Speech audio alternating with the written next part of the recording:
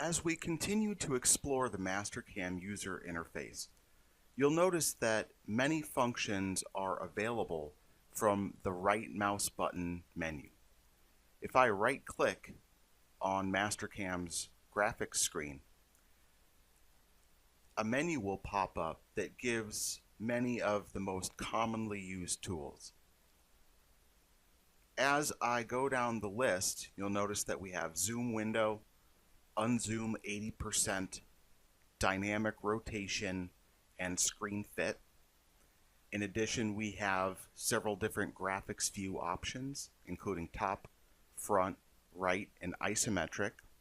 Additional graphics view options can be accessed through the G-View flyout menu. This right mouse button menu is also fully customizable.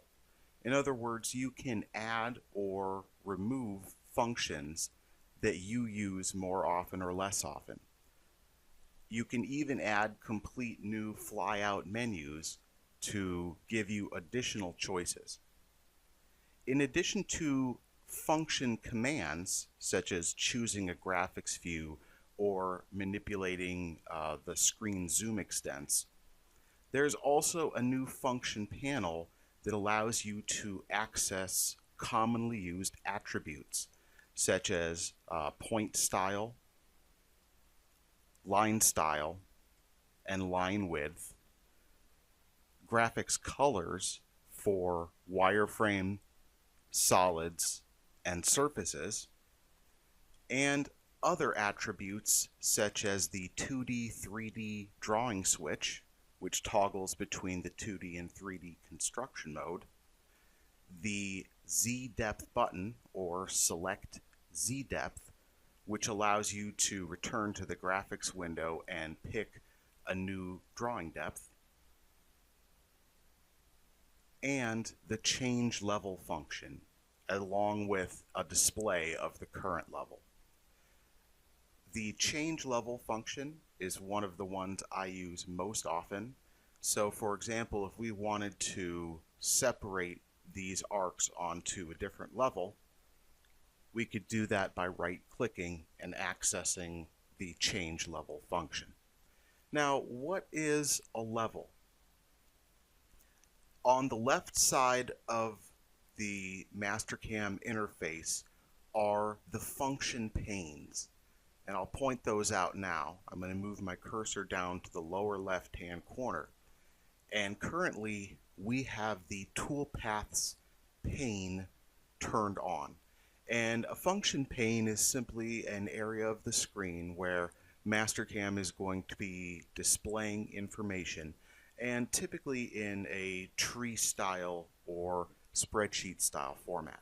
So for example, we have toolpaths, solids, planes, levels, and recent functions. So those are the currently displayed function panels. And if I go back and select levels, you'll notice that I actually have several different levels that already exist inside this file. They were previously created. I can select the visible checkbox here, and you'll notice that I can turn wireframe entities on and off. In this case, I have some arcs over here. These other wireframe entities that I have are located elsewhere in 3D space. And if I click that checkbox for visible again, you'll notice that those disappear. I'm going to right-click and select the fit command, which is going to fit all my currently visible geometry to the screen. And let's say, for example, that I wanted to be able to just look at and work with these two green arcs. Maybe I want to use them to create a toolpath, and I don't want this other blue arc displayed. One of the options I have in Mastercam for working with entities is to put them on a level.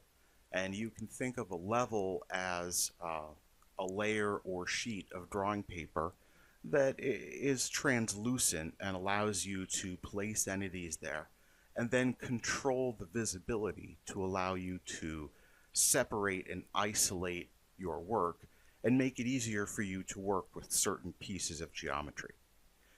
In this case, I'm going to left click on the blue arc, and that's known as pre-selection. In other words, I'm going to select an entity or multiple entities by holding down the Control or Shift key, and then I'm going to right click and I'll choose change level from the function panel. I'll set this to move, and the default it says use active level. I'm going to turn off that checkbox and we'll enter a new level number, and this will create this level. This is creating the level on the fly. In other words, it doesn't exist currently, so by telling it to move this to level 2, I am creating it inside Mastercam. And in this case, we'll tell it to force the visibility to off and select OK. And I've now just moved that arc to level 2. I could give it a name if I choose to.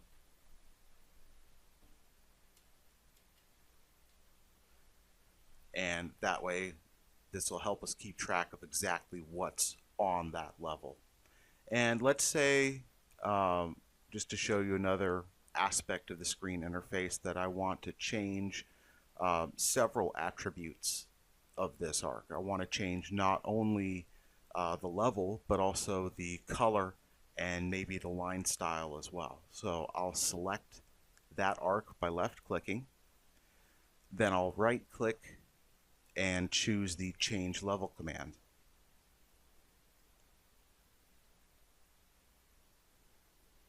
So I'll select that arc by left clicking, and then I'll right click to access the right mouse button menu. And in this case, I'm going to choose the set all command.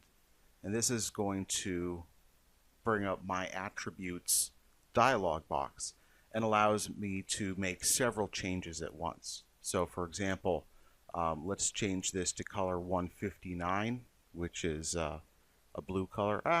Well, let's pick a different color. We've already got a blue. So let's choose 138. We're going to choose this orangish color, and we're going to select a new level. In this case, I'll create level 3, and we'll force the visibility to off. And let's also change the line width. We're going to make it a little bit narrower, and we'll change the line style as well.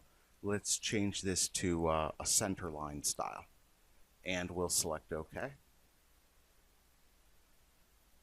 And you can see that the arc is now on level 3.